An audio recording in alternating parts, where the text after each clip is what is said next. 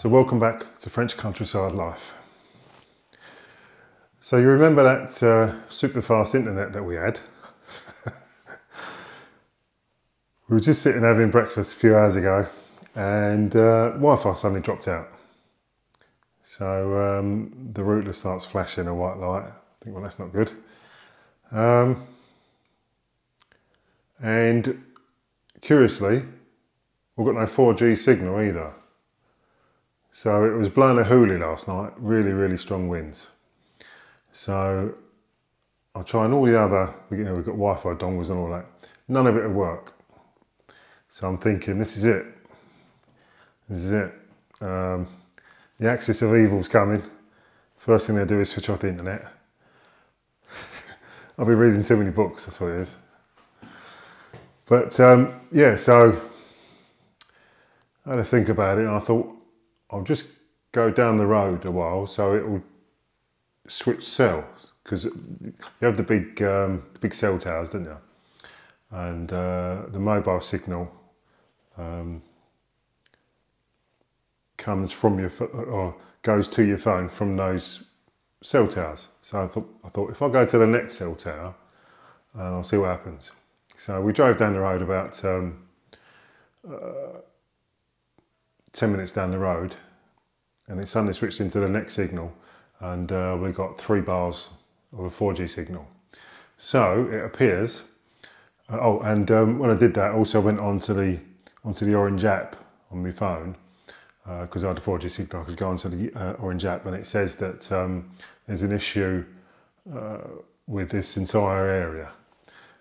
And as we was driving down, we saw, I think, 3 of the wooden poles that the fiber's attached to are broken. So they've always been broken in the wind, they just snapped. Seems curious that they've used wooden poles. It's like a postal signal, really, isn't it? Sorry, it's like a postal system. So they've got machines that can sort letters at 3,000 letters an hour, and then they give the letter to a fella on a push bike. Anyway, so yeah, so it said on the app that they should have it all finished and up and running by Monday, so which is tomorrow. So I guess we'll see. All right, so whilst I'm waiting for the internet to come back on and I can look at all your lovely comments and that and respond to them all, we've been through the freezer, we've had to sort out of the freezer, so that's all done. So I thought I might as well make a start in here. So we've got all the, this is the guest bedroom, and we're going to be putting a false wall in here with a big thick layer of insulation. So that wall's cold. Yeah. So any heat that we put in here goes straight through the wall. Right, so we've got all the furniture out. The bed's just to your left, up against the wall on its side. So first job is to whip off the skirting board. There's a bit of conduit that I put in to put an extra socket in there, so I'll take that off. And yeah, so that's the start. Let's get on with that. Okay, so I've switched off the power to the sockets in this room, and I've got a circuit tester here, but I'm just going to make sure that it works. So thanks, Andy, for this. So we know that that's live, and we know that the tester works. So this is the socket that we're going to be taking off. So we get a circuit tester that we've already tested to know that this works. So we know that that's completely dead. Good. All right, so we're safe to whip that off.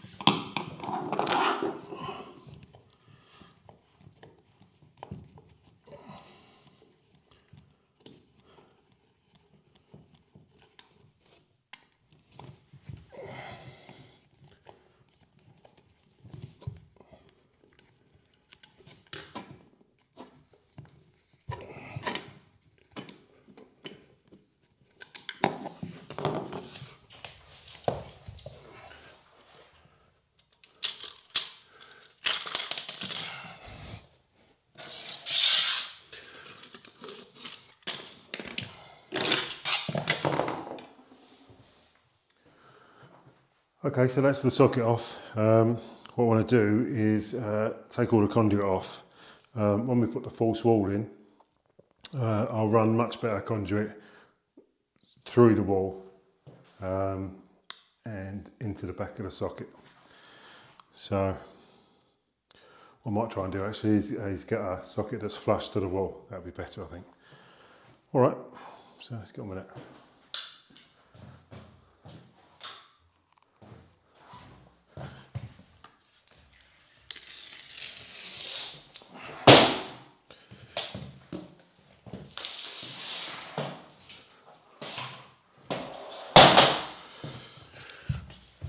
So that was nice and easy, so we'll just get this extension wire out of this particular socket.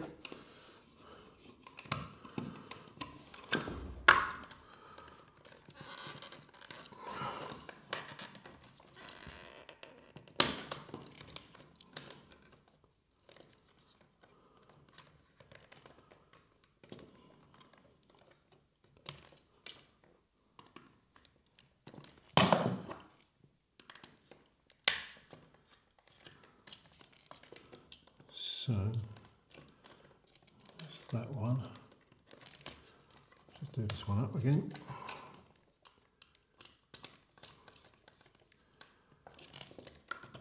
And the brown one.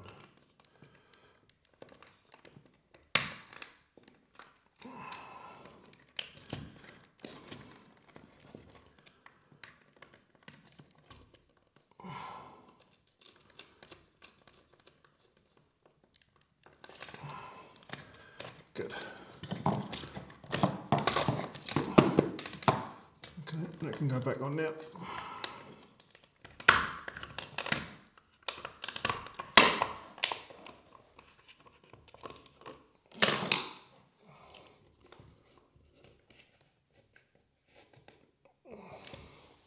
There you go. So that's all ready to go. So the next job is to whip this bit of wood moulding off here. This is just the edging for the laminate floor in here, which curiously in France is called click-clack. Don't know why. I suppose because it click-clacks together, doesn't it? All right, let's go on with that.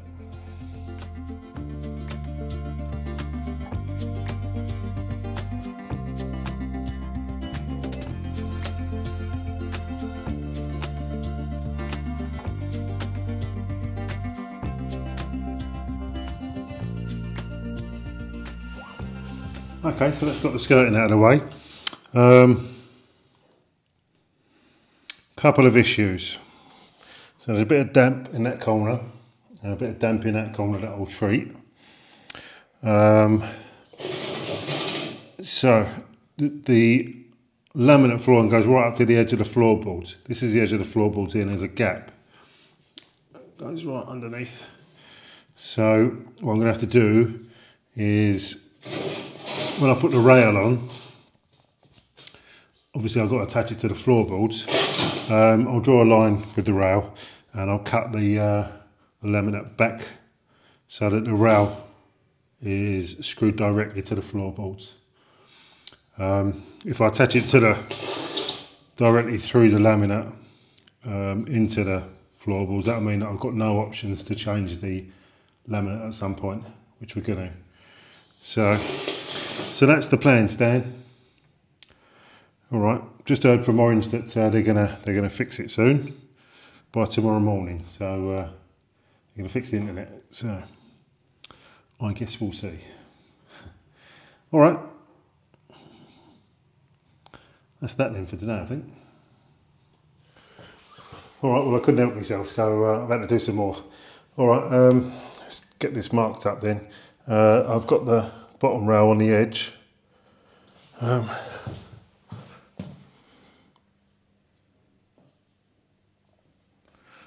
Yeah, right on the edge of the skirting board. It's not skirting board, on the edge of the floorboard underneath.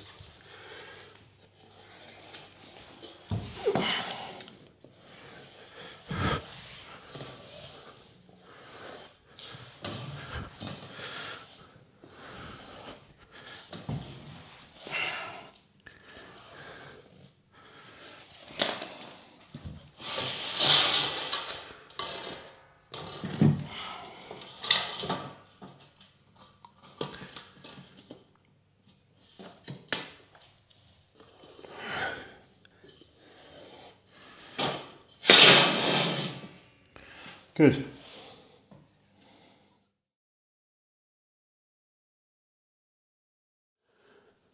It's Monday. I was planning to do some work on the tiki bar today, but the forecast had said that it was going to be brightening up today, but it's not stopped raining all morning. So let's kind of scrub that idea. But that means I can do some more work in here. So in order to get the bottom rail to fit to the floorboards, I've just got to take a strip of laminate out. So I'm going to use my little battery powered circular saw and whiz off a bit of this laminate. I've set the depth on the blade so that it only cuts the laminate flooring and not the floorboards underneath. So that's the plan. All right, so let's get on with that.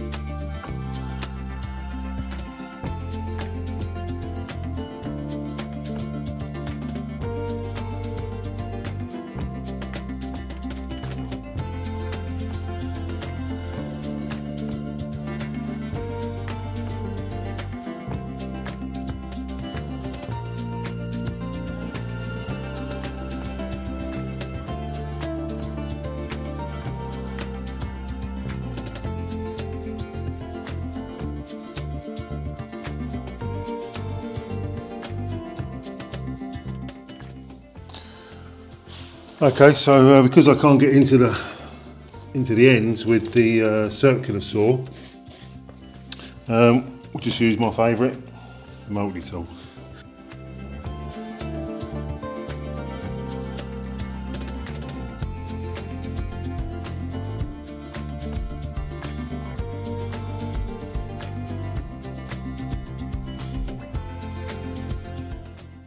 Jobs are good. Okay, that's cut all along, so this should come right out now.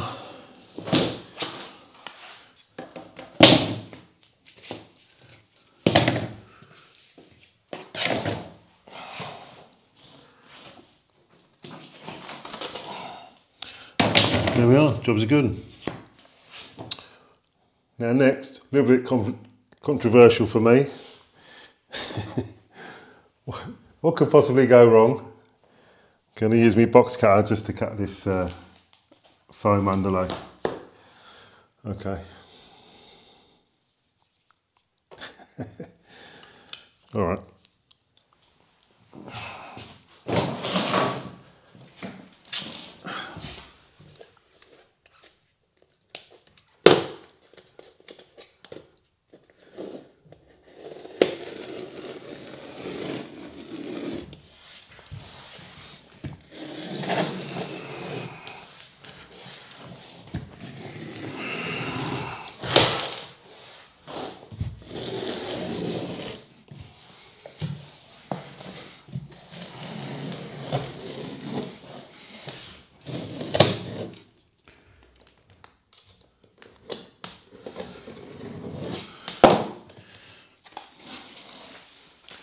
There we are.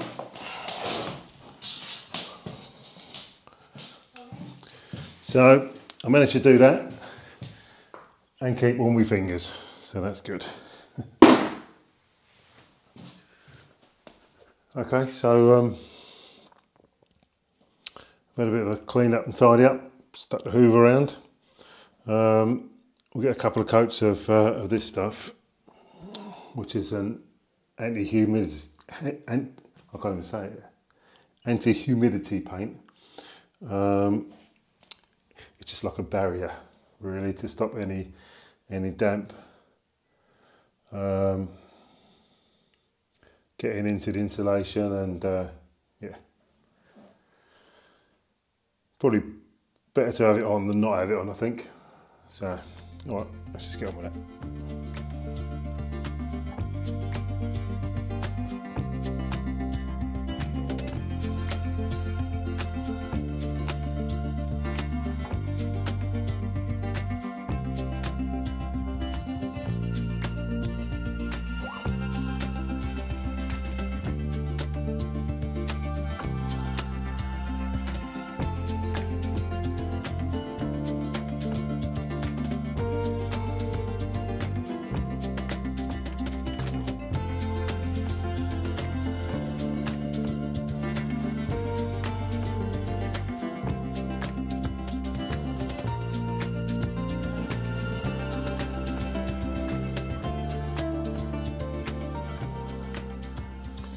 Okay, so that's that all done.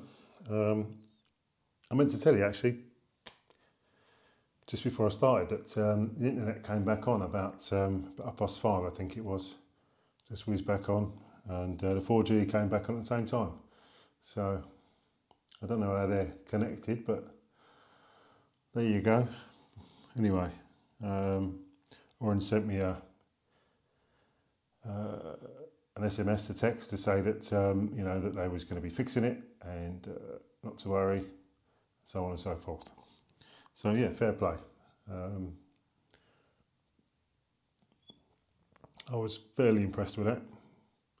So, all right, so that's that all done anyway. So, cup of coffee, I think. Good idea. Okay, so I'll put the bottom rail in and put the first couple of studs in. This is a bit that's taking the time. I'll be going around them beams. So I've had enough today. Just wanted to put a bit of rock wool in just to see how it looks, how it fits, and it's lovely. It's going to do the job. Superb. Those studs are as straight as a die as well, so that's good. All right, fantastic. So I've had enough for one day, and back on it tomorrow.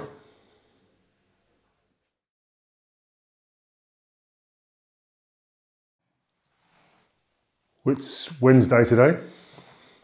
What to think then? And yesterday, I spent most of the spare time I had just putting that rail in around the beams there. It took ages to do. So that was the hard bit done really.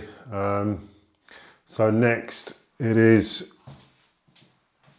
getting these studs in. There's 1, 2, 3, 4 more to go in there. Then run the power cable for the plug down here. That'll be not an issue, but got to think of a way to get it to the back of that plug down there. So I'll work on that. Not sure about that yet, but I'll work it out. All right, let's go with that.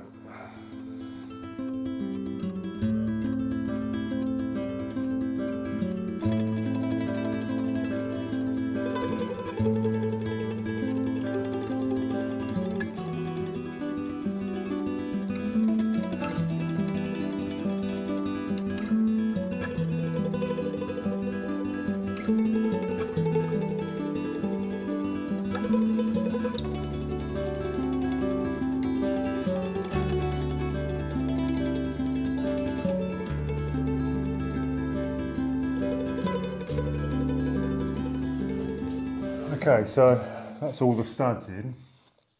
There was a couple of things I couldn't work out how to do. The first was that the boards are 250 centimetres tall, and there would be a gap at the top that would have to be filled with plasterboard right along, and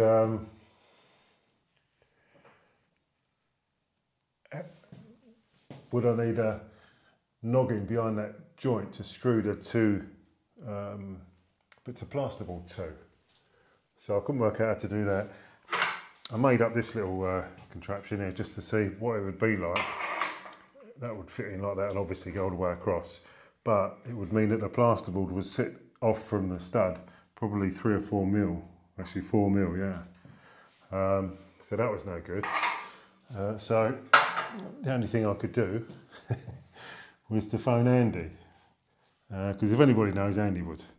So that's Andy at AJ in France, link in the description. Go and have a look at his channel. Really interesting stuff. So having spoken to Andy, he said that I would get a piece of this. Fold it back in there. Get a piece of this, and when the plasterboard is up there, just drop that in behind and screw to it. So you'd, that'd be the joint there. So just screw into there, and that'll hold it. But what he did point out, when I said that there was this gap, he said that when the plasterboard's on, the entire wall could well flex like that, which is okay for the plasterboard itself, but the filler would crack. So he said best thing to do is just to run a bead behind all these of expanding foam. What did I think of that? So that's what I'm going to do. I'll get some expanding foam and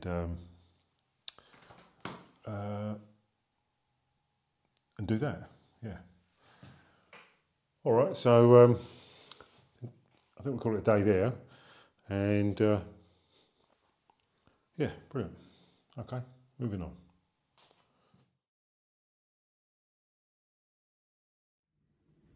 So it's Friday today, working today in Norma's garage stroke utility room. Couple of jobs to do, putting a new worktop on the utility, and there's a soil pipe that needs replacing. Not looking forward to that one, but we'll do our best. And we'll just show you what's happening with the utility worktop. So there's the old one. Now the worktops in the DIY store were up around 180 euros. So this was an offcut, 42 I think it was, 42 euros. It's a little bit short. So because it's just for the utility, it will do. And I've got a bit of Douglas fir here left over, so I've just cut a wedge in it, just so I can sit on it, so I get it nice and straight. Yeah, that'll do. Good. All right, so that's the plan. So I'm just going to shape this a bit better around here, and then get it all fixed on. Ooh. Yeah, so that's the plan. So this is the soil pipe. As you can see, it's been leaking. Now what I'm hoping is that I can enlarge the hole around there and change it from underneath. Yeah, so the toilet upstairs has been fitted and then been tiled around. So, and the soil pipe comes into the underneath of it, so I'd have to take the toilet out to get the soil pipe on it. There's a real risk of breaking the toilet, so that's not ideal. So hopefully, as I say, I'll be able to get it out from underneath, but let's get the worktop done first. Okay, so that's the worktop done. That looks all right.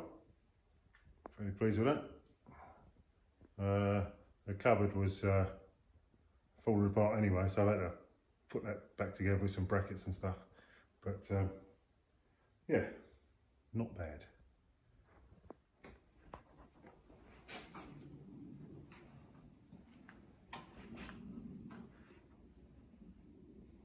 This is the little bit of wood that I've put in just to extend it a little bit. So it'll do for a utility. So on to the next job. This is the old pipe that's fallen apart. Not very nice to look at. And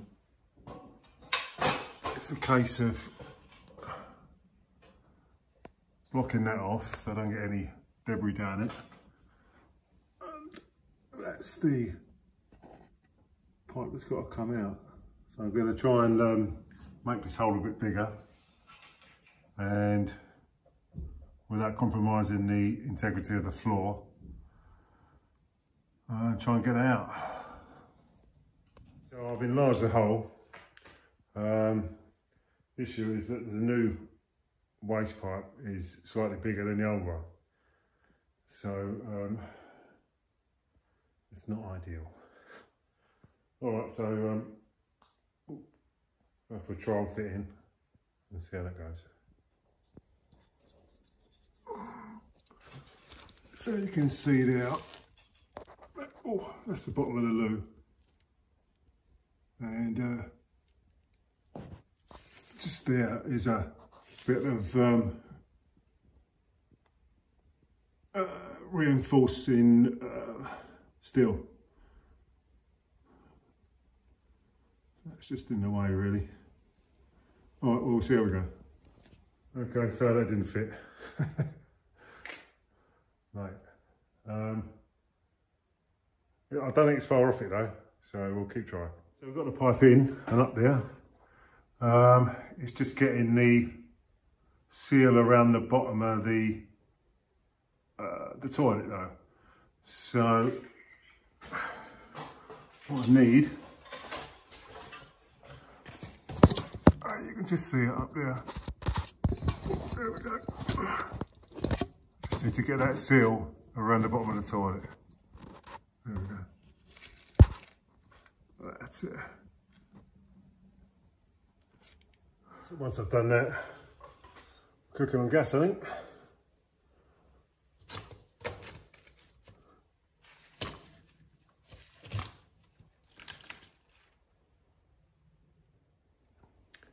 So good news, bad news. It appears that the soil pipe that was provided is too short. I managed to get it on and it's good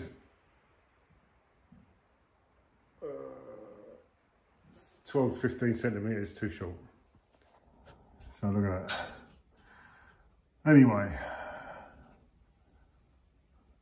so what I'll do is I'll leave that one there and I will go and get the appropriate one and come back another day. And what's today? Friday. Probably come back Monday and finish the job properly. Okay.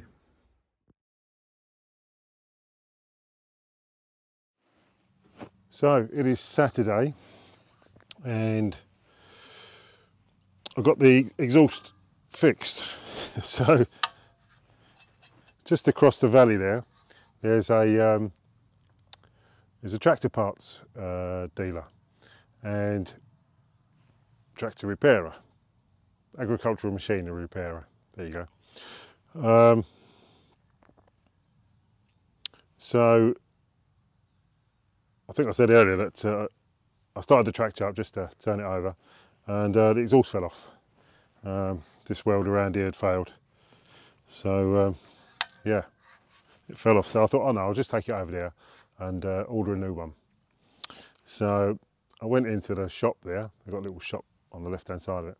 Went into the shop there, went up to the counter, and in my best French, you know, I asked for a replacement exhaust for me Massey Ferguson, and the nice lady then assumed that I spoke French and rattled off 5 or 6 sentences, and I had to ask her to slow down. I caught a little bit of it, and then I think she got bored, and she went off to get someone from the workshop. So this young fella came out and walked up, and he said, "How do?" So yeah, young British fella working there. So I explained the situation to him and I showed him. He said, look, probably be able to get a replacement part from the UK. He said, but I can probably fix that. I could probably weld it up. I said, all right, let's keep it real and keep it authentic, and yeah, see if you can just repair it. I said, all right. So I left it with him. So I went back after work yesterday, went in there, and you know how you expect things to go. So I was expecting to walk in there and him say, yeah, I fixed it, and me to go, how much do I owe you? And for him to go, you're all right. And I was going to give him a couple of euros, like 10, 20 euros. Thanks very much. Well, that's not how it went. So I went in there and he wasn't around, and the lady on the counter went and got the invoice and gave me the invoice. It was 102 euros. Now keep in mind that a brand new one in the UK is £25. So I think they saw me coming there. Anyway, I've got it back anyway, and it fits just about. So I'll stick it back on and maybe learn a lesson from that. All right, let's get it stuck back on anyway.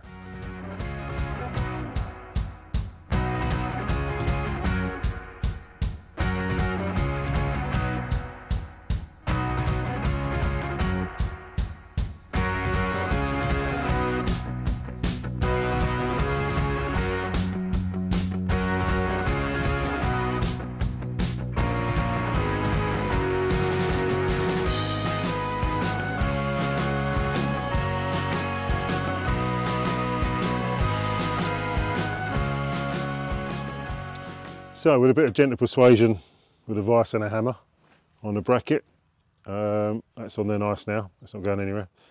So pleased with that, that's another job done. Quote of the week, I forgot it last week, didn't I? So, quote of the week, here we are, from Charles Darwin. It is not the strongest of species that survives, not the most intelligent that survives. It is the one that is the most adaptable to change. Yeah. Think about that. Yeah. All right, so thank you so much for watching. Much appreciated. You take your time to watch some Herbert from Dagenham messing about in France. Very much appreciated. If you'd like to give the video a thumbs up, and maybe share it on your socials, on Facebook and all that malarkey, and press the notification bell so that you know that when there's new content, and maybe think about subscribing if you're not subscribed already. The old subscriber numbers slowly creeping up, slowly. So yeah, if you could just press the subscribe button, it won't cost you anything, and it means a lot to me. Great, so all that leaves to say is, mine, there you go, and I'll see you soon.